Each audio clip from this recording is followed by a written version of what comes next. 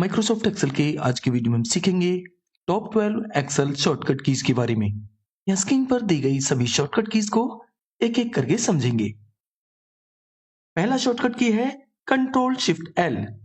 यहाँ पर देखिए, यदि आप इस डेटा टेबल में फिल्टर लगाना चाहते हैं तो इस डेटा टेबल में कहीं भी क्लिक कर देंगे और कंट्रोल शिफ्ट प्रेस करके एल प्रेस कर देंगे तो आप देखेंगे यहाँ पर डेटा में फिल्टर अप्लाई हो गया है।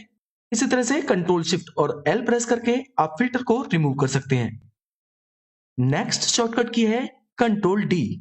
इसके लिए हम यहाँ शीट 3 पर आ जाएंगे। कंट्रोल डी का उपयोग किसी पिक्चर, शेप या फिर टेक्स्ट बॉक्स का डुप्लीकेट कॉपी तैयार करने के लिए किया जाता है। यहाँ पर देखिए, ये हमारे पास एक्सेल चार्ट है। इस चार्ट की यदि हम डुप्लीकेट कॉपी तैयार करना चाहते हैं तो यहाँ हम इस चार्ट को सिलेक्ट करेंगे और कंट्रोल डी प्रेस कर देंगे। आप देख सकते हैं यहाँ पर डुप्लीकेट कॉपी तैयार हो गई है।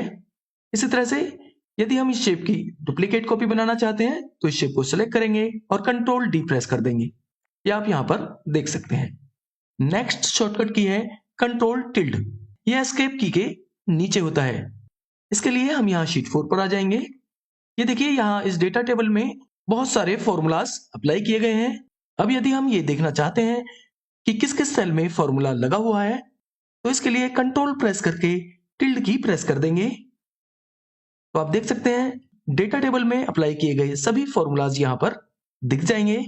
वापस से कंट्रोल टिल्ड प्रेस करेंगे तो शीट नॉर्मल हो जाएगी। नेक्स्ट शॉर्टकट की है कंट्रोल ऑल्ट वी। ये आप देख सकते हैं यहाँ इस डेटा टेबल में यहाँ पर फॉर्मूलाज लगाए गए हैं।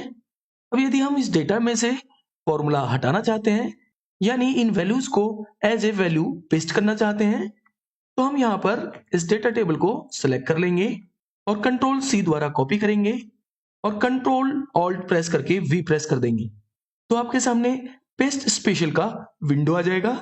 यहाँ डाउन एरो का प्रयोग करते हुए हम इसे वैल्यू पर ले आएंगे और एंटर प्रेस कर देंगे। अब आप देखेंगे यहाँ पर किसी भी सेल में फॉर्मूला नहीं है, फॉर्मूला यहाँ पर हट जाएगा। ये फिर से हम कंट्रोल टिल्ट करते हैं तो आप देख सकते हैं यहाँ पर सभी सेल में से फॉर्मूला हट गया है। नेक्स्ट शॉर्टकट की है कंट्रोल शिफ्ट डॉलर। इसके लिए हम यहाँ शीट 5 पर आ जाएंगे।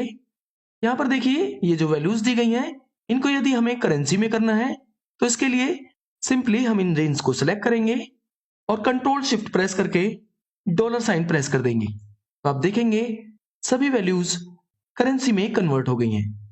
नेक्स्ट शॉर्टकट की है कंट्रोल शिफ्ट परसेंटेज।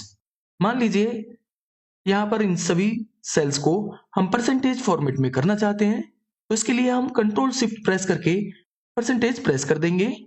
अब यहाँ पर इन सेल्स में जो भी आप टाइप करेंगे, जो भी वैल्यू आप टाइप करेंगे वो परसेंटेज में आएगी। जैसे हम यहाँ पर इस तरह से आप देख सकते हैं ये सभी सेल्स परसेंटेज फॉर्मेट में हो गई हैं। नेक्स्ट शॉर्टकट की है F4। मान लीजिए ये 7th रो के ऊपर हमें एक रो इंसर्ट करनी है तो हम यहाँ ये 7th रो को सिलेक्ट करेंगे, राइट क्लिक करेंगे और इंसर्ट पर क्लिक करेंगे तो आप देख सकते हैं यहाँ पर एक रो इंसर्ट हो गई है। अब यदि हम यहाँ पर और भी रोज इंसर्ट करना चाहते हैं तो इसके लिए सिर्फ आपको F4 प्रेस करना है। जितनी भी बार आप F4 को प्रेस करेंगे उतनी ही रोज इंसर्ट होते जाएंगी। ये आप यहाँ पर देख सकते हैं। F4 क्या करता है? F4 लास्ट कमांड को रिपीट करता है। जैसे हम यहाँ पर मान लीजिए इस सेल को सिलेक्ट किया और इसको कंट्रोल भी प्रेस करके हमने बोल्ड कर दिया। अब यदि आप सभी को बोल्ड करना चाहते हैं, सेल को सिलेक्ट करें और F4 प्रेस कर देंगे इस तरह से। तो F4 की सहायता से हम लास्ट कमांड को रिपीट कर सकते हैं। एक और एग्जांपल लीजिए इसका। मान लीजिए यहाँ पर हमें इस सेल में कलर करना है तो हम यहाँ होम पर जाएंगे और यहाँ से हम कोई कलर कर देते हैं। अब किसी अन्य सेल में हम कलर करना चाहते हैं तो वापस ये प्रोसेस करने की जरूरत नहीं है। मान लीजिए इस सेल को हम सिलेक्ट कर रहे हैं और यहाँ पर हम F4 प्रेस कर देंगे तो आप देखेंगे यहाँ पर कलर हो गया है। नेक्स्ट शॉर्टकट की है Alt F1। इसके लिए हम यहाँ इस शीट पर आ जाएंगे। यहाँ पर देखिए ये डेटा है। इसके लिए हम यहाँ पर यदि एक्सेल चार्ट इंसर्ट करना चाहते हैं तो इस डेटा को सिलेक्ट करेंगे और सिंपली Alt प्रेस करके F1 प्रेस कर देंगे तो आप देखेंगे एक्सेल चार्ट इंसर्ट हो गया है। नेक्स्ट शॉर्टकट की है कंट्रोल एंटर। इसके लिए हम यहाँ शीट 7 पर आ जाएंगे। यहाँ पर देखिए हम इन रेंज को सिलेक्ट करते हैं और हम चाहते हैं इन सभी सेल्स में ए लिखा हुआ आ जाए, तो यहाँ पर हम ए टाइप कर देंगे और कंट्रोल प्रेस करके एंटर प्रेस कर देंगे। तो आप देख सकते हैं सभी सेल्स में ए लिखा हुआ आ गया है। एक और एग्जांपल लीजिए, मान लीजिए यहाँ पर हम मल्टीपल रेंज सेलेक्ट कर लेते हैं कंट्रोल प्रेस करके इस तरह से, और हम इन सभी सेल्स में ओके लिखना चाहते हैं, ओके टाइप करेंगे और कंट्रोल प्रेस करके एंटर प्रेस कर देंगे। तो आप देखेंगे सभी सेल्स में ओके आ गया है। एक और एग्जांपल देखिए, यहाँ पर देखिए ये हमारे पास सैंपल डेटा है, इसमें जो ब्लैंक सेल्स हैं इन सभी सेल्स में हमें NA टाइप करना है। अब हम एक एक करके करेंगे तो बहुत समय लग जाएगा। रियल लाइफ में ये डेटा और भी बड़ा हो सकता है जिसे करना आसान नहीं होगा। तो इसके लिए हम यहाँ इन सेल्स को सिलेक्ट कर लेंगे और कंट्रोल G प्रेस करेंगे, यहाँ स्पेशल पर क्लिक कर देंगे और यहाँ देखिए ये ब्लैंक पर क्लिक करेंगे और यहाँ पर ओके कर देंगे। अब यहाँ पर आप देखेंगे सभी ब्लैंक सेल्स सिलेक्ट हो गई हैं। अब हमें जो भी ब्लैंक सेल्स में टाइप करना है उसको टाइप कर देंगे। हम यहाँ पर टाइप कर देते हैं NA, कंट्रोल प्रेस करके एंटर कर देंगे। तो आप देख सकते हैं सभी सेल्स में NA आ गया है, जो भी सेल्स ब्लैंक थी। नेक्स्ट शॉर्टकट की है ऑल्ट इक्वल। इसके लिए हम यहाँ शीट 8 पर आ जाएंगे।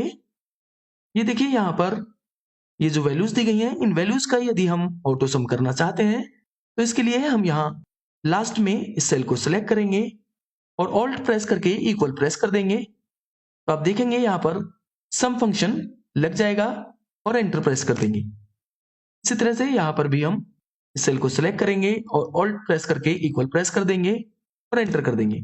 आप देखेंगे यहाँ पर भी सम हो गया है। इसी तरह से ऑल्ट इक्वल का उपयोग करके हम यहाँ पर भी सम कर सकते हैं।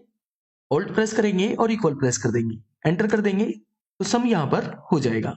नेक्स्ट शॉर्टकट की है कंट्रोल शिफ्ट और एरो। इसके लिए हम यहाँ शीट 9 पर आ जाएंगे।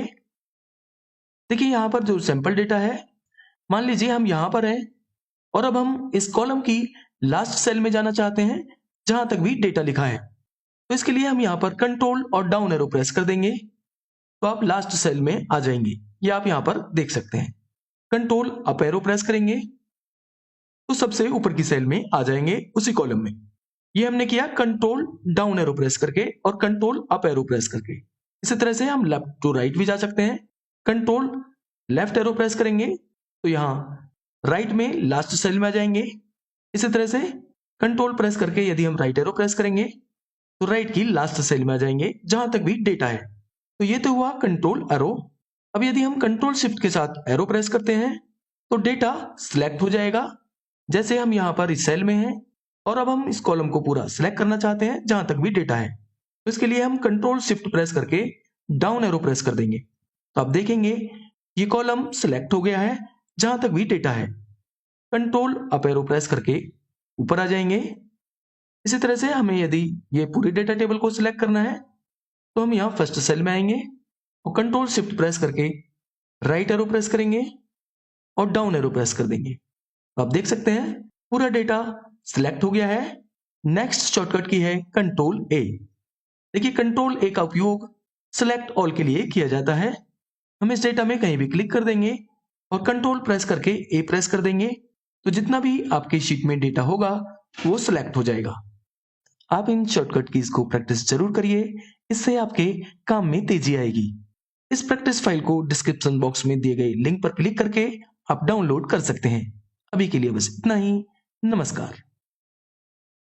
अगर आपको हमारी ये वीडियो पसंद आए तो लाइक करें, अन्य लोगों के साथ शेयर करें और सब्सक्राइब करें।